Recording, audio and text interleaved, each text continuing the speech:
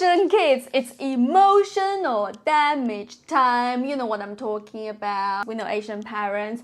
It's such a weird genre because they do so much for us. They're known for sacrificing themselves, but they get so much bad rap on the internet. Mostly well known for emotional damage that they cause for us. Why are we so ungrateful, huh, kids? Why are we so ungrateful? Today's video is not about Asian parents. Also, surprisingly, not about complaining about our Asian parents, but about forgiveness. This has been troubling me for the last 5 years. I'm so sick of the resentment, anger. It's just like so exhausting. Hence, your sister Ting Ting did this homework for you, which only takes 4 steps. Number 1 is you're gonna feel the feelings, empathize with yourself. Second, you need to know exactly what you're forgiving them for. Number 3 is decide if you want to forgive them. You know, it's a choice. You can resent them for the rest of your life or you can forgive them. Number 4, surprisingly, forgive yourself, which I don't know how applicable this is, but forgiving myself was the most critical step that I did to finally forgive my parents. There you go, 4 steps. Okay, let's talk about step number 1. Feel the feelings. Yeah, I felt my heart, yeah. Initially, I felt really guilty for resenting at my parents because I knew, you know the last generation, they had their own limits and they focused so much more on surviving and just like making sure their kids are alive rather than providing like the sense of safety and all that sort of thing. Every time people tell me, just move on, just like try to understand your parents, they did their best, it only makes me feel even more angry. Like, it's like, for example, if you got like run over by a car on the road, it could be an accident, that car driver didn't mean it, and then you went to the hospital and the doctor like saw you were bleeding and the doctor just kept telling you, oh, that driver, he's innocent, he didn't mean to do it, like even you hurt so much, you shouldn't feel so hurtful. And it's like, did you see I'm bleeding? Can you please treat this wound first before we can start even thinking about whose fault, who's responsible, who's accountable for this situation, right? Like, so the first step is kind of to treat the wound. That's why you have to feel the feelings. Nobody can tell you what to feel and what not to feel. So accept your feelings and then deal with it in a healthier way. Don't hit people, don't hit your parents. Don't hit your parents, okay? Step number 2, know what they owe you for, because until you know what they owe you for, how do you know what exactly are you forgiving? You're like, okay, I forgive them, but what are you forgiving them for? For example, my parents.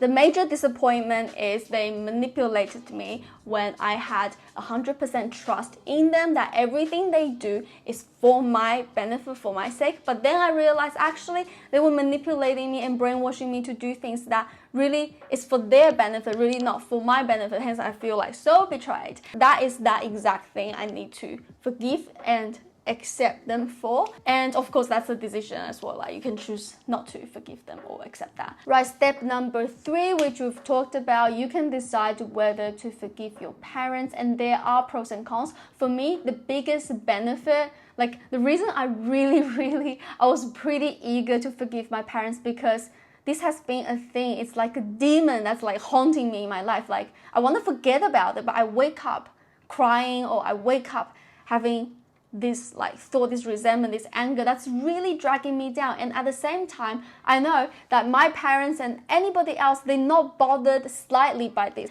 It like wastes my time and energy, which is really precious for me. And the cons is something, and then I kind of think about the cons of the forgiveness. I guess deciding to forgive my parents was so difficult because I'm giving up like my power to also make my parents suffer through vengeance. What was most difficult about forgiveness was I will be fully responsible for my now and my future. Whatever I decide, who I marry, what I do, how much I earn, and how I treat my kids potentially is completely on me. I'm not gonna say anything like, or I married this person or I treat my kids like this because my parents treated me that way. I'm fully letting go of that past. So I think forgiveness for me is also a part of adulting. I think it's pretty healthy. So I would personally recommend forgiveness, given it's also got proven health benefits. But let's move on to step number 4, which is forgiving myself. Even knowing that my parents had their limitations, even it was just like hitting a brick wall. Like I just constantly feel angry anyways.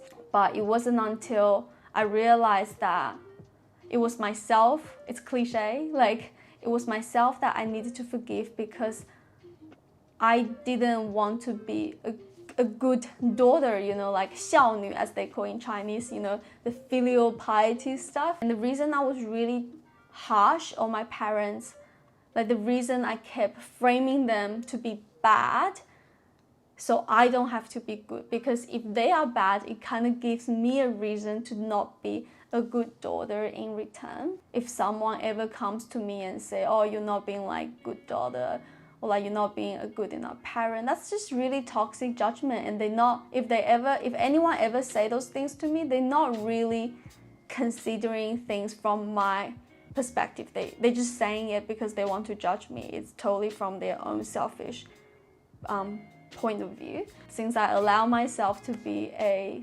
human daughter, just a daughter in my own ways, and then I can allow my parents to be parents in their own ways, and that makes it so much easier to accept them and also forgive them. So that's it, my 4 steps to forgiveness. Homework.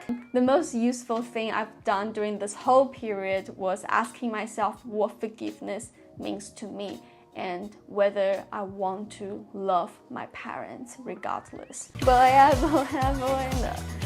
know you feel it too.